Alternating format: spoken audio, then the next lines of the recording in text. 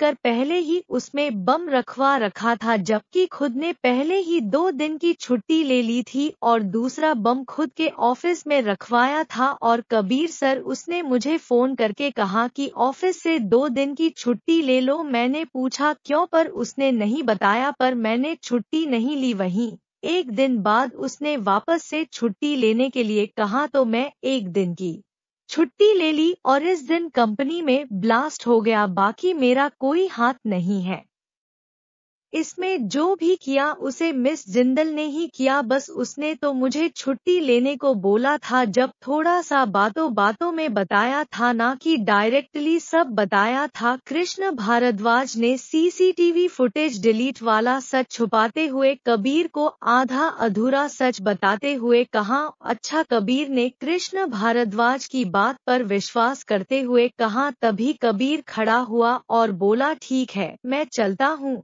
पर अगर तुमने मिस जिंदल और किसी को भी यह बताया कि कबीर वापस से दिल्ली आ गया है या फिर तुमसे मिला है, तो मैं तुम्हें छोड़ूंगा नहीं।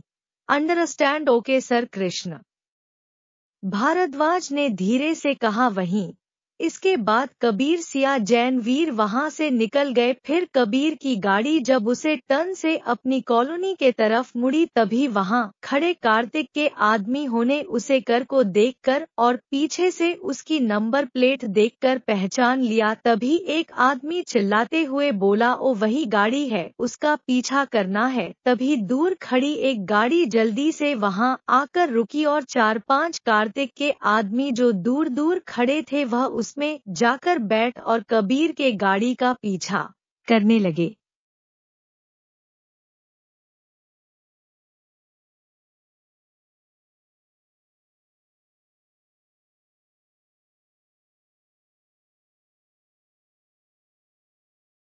तभी कार्तिक के लोगों में से एक ने गाड़ी में बैठे हुए अपना फोन निकाल कर कॉल करते हुए कहा, हमें उसे गाड़ी का पता चल गया है, हम उसके पीछे ही हैं और लोग भिजवाओ और कुछ गाड़ियां भिजवाओ, हमारे लोग वहां सड़क पर बचे हुए हैं। वहीं कबीर ने ध्यान दिया कि लगभग 5 मिनट से एक गाड़ी उनके पीछे ही है। वहीं यह कंफर्म करने के लिए कबीर ने जानबूझकर एक रंग कट लेते हुए बेसमेंट वाले रास्ते पर न जाते हुए दूसरे रास्ते पर गाड़ी को मोड़ लिया। वहीं पीछे आ रही गाड़ी भी इस साइड मुड़ गई। वहीं कबीर ने एक बार फिर ऐसे ही दूसरी गली में टर्न ले लिया तो वह गाड़ी भी उसी गली में मुड़ गई। वहीं कबीर को कंफर्म हो गया कि यह गाड़ी उसका पीछा कर रही है। तभी कबीर ने कहा, सिया जैनवीर को नीचे बिता लो और खुद भी थोड़ा नीचे बैठ जाओ, पीछे से कोई हमारा पीछा कर रहा है। सिया ने पीछे देखा तो सही में उनका कोई पीछा कर रहा था। तभी वह और जैनवीर सीट से थोड़ा नीचे होकर बैठ गए और कबीर ने गियर बदलते हुए और रेस बढ़ा ली। तभी देखते ही देखते पीछे जो एक गाड़ी पीछा कर रही थी उसकी जगह पीछे 3 गाड़ियां कबीर की कार का पीछा करने लगी। तभी सामने से एकदम से कबीर की गाड़ी के सामने एक गाड़ी आ गई। वहीं इससे कबीर को एकदम से ब्रेक लगाने पड़े और कबीर की गाड़ी घसते हुए रुक गई। ही कबीर ने जब सामने देखा तो उसे गाड़ी से 4-5 लोग हाथों में गन लिए उतरे और कबीर के कार्य के ऊपर निशान साध कर खड़े हो गए। वहीं पीछे की गाड़ियां भी पीछे से कबीर को घेर कर खड़ी हो गई। कबीर ने जब पीछे देखा और आगे देखा तो वह दोनों तरफ से गिर गया था। तभी उसने एकदम से गाड़ी को फुल स्पीड में उठाया और आगे खड़ी गाड़ी के तरफ तेजी से बढ़ा। वही उसे गाड़ी के आसपास खड़े लोग भी दूर होते हुए कबीर की गाड़ी पर गोलियां चलाने वालों पर कर दिखाने में तो नॉर्मल थी, पर बुलेट प्रूफ थी, इसलिए कबीर की कार से गोली कबीर को लग ही नहीं रही थी। तभी कबीर ने और स्पीड बढ़ाते हुए सामने खड़ी कार में जोर से टक्कर मारी। इससे उसे कार में बैठे 3-4 लोग संभाल पाते उससे पहले ही उनकी गाड़ी पलट गई और कबीर की गाड़ी को सामने से वापस से निकलने का स्पेस मिल गया। वही कबीर ने स्पीड ना काम करते हुए वहां से निकल गया। वहीं पीछे खड़ी गाड़ियां वापस से तेजी से उसका पीछा करने लगी तभी कबीर ने सीट के नीचे से ऑटो गन निकलते हुए कहा, सिया टेक दिस। वही वह गन कबीर ने सिया को पकड़ा दी और खुद ने भी एक ऑटो गन और निकाल सीट के नीचे से। तभी जैन वीर ने कहा, पापा एक मुझे भी दो ना। कभी कभी ने हंसते हुए कहा, अभी नहीं फौजी साहब, थोड़े बड़े हो जाओ। इसके बाद सिया और कबीर ने ड्राइविंग सीट वाला गेट का कांच नीचे किया। सिया ने कबीर के पीछे वाली सीट का कांच नीचे किया और फिर कबीर ने एकदम से गाड़ी को टेढ़ा स्लिप करवाया और जैसे ही कबीर को पीछे का स्पेस मिला उसने ऑटो गन निकलते हुए 3-4 फायर किए। इससे जिस गाड़ी पर कबीर ने फायर किए थे उसके ड्राइवर को एक गोली जा लगी और वह कर बगल में एक बिल्डिंग में जा खुशी। वही सिया ने भी ऐसे ही एक गाड़ी के टायर पर निशाना लगाते हुए उसे गाड़ी का भी बैलेंस बिगाड़ दिया और वह गाड़ी भी एक घर में जाग सी। वही कबीर ने वापस से गाड़ी सीधी कर ली थी। तभी जैन वीर ने कहा, वह सिया आंटी पापा गुड वर्क। हाँ मेरे बाप, नीचे बैठ जा थोड़ा, कबीर ने जैन वीर को दानते हुए कहा। तभी एक गोली कबीर के टायर पर आ लगी। इससे पहले भी कबीर के कार्य के टायर पर गोली लगी थी, पर बुलेट प्रूफ टायर होने की वजह से वह एक बार में नहीं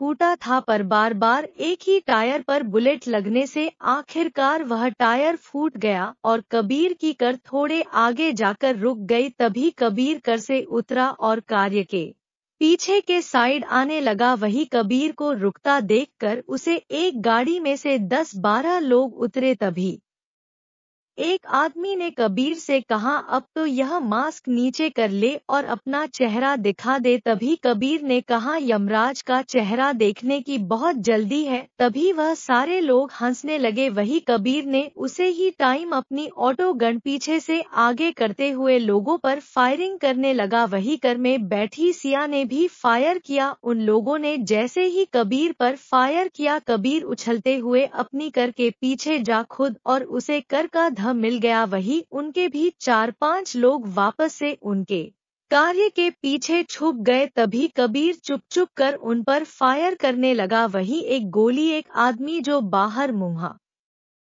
कर कबीर को ढूंढ रहा था कि कबीर किधर है। जैसे ही थोड़ा सा उसने अपना मुंह बाहर निकाला, उसके सर से गोली आर पार हो गई। वहीं जब उन बचे हुए 4 लोगों ने देखा कि वह लोग इन पर भारी पड़ रहे हैं तो उन चारों ने भागना ही सही समझा और वह सारे पैदल ही वहां से भाग खड़े हुए। वहीं उनमें से भी कबीर ने एक को तो भागते हुए ही टपका दिया, पर 3 वहां से पैदल ही भाग गए। वही कबीर ने बाहर आते हुए कहा, सिया जैन वीर यहाँ से जल्दी चलो, हो सकता है यह लोग और लोग लेकर आए या फिर पुलिस यहाँ आ जाए, जल्दी यहाँ से चलो। वहीं सिया और जैन वीर जल्दी से कर से उतरे और वह तीनों लोग पैदल ही लगभग 1 किलोमीटर आगे आ गए। वहीं उनके बगल एक कर आकर रखी। यह कर वरुण आकाश के भाई ने भिजवाई थी होटल की। तभी कबीर सिया जैन वीर उसमें बैठ गए और उसे कर ने उनको उनके बेसमेंट वाले बिल्डिंग में ड्रॉप कर दिया। तभी वह तीनों अंदर आए और कबीर ने पानी पीते हुए कहा, हर साल बिन बुलाए मेहमान कहीं भी टपक पड़ते हैं आजकल। तभी सिया भी पानी पीते हुए हंसते हुए बोली, कबीर यह प्रॉब्लम तो तुम्हारे साथ शुरू से ही है, बिन बुलाए मेहमान तो अपना देश हो या कोई विदेशी, हर जगह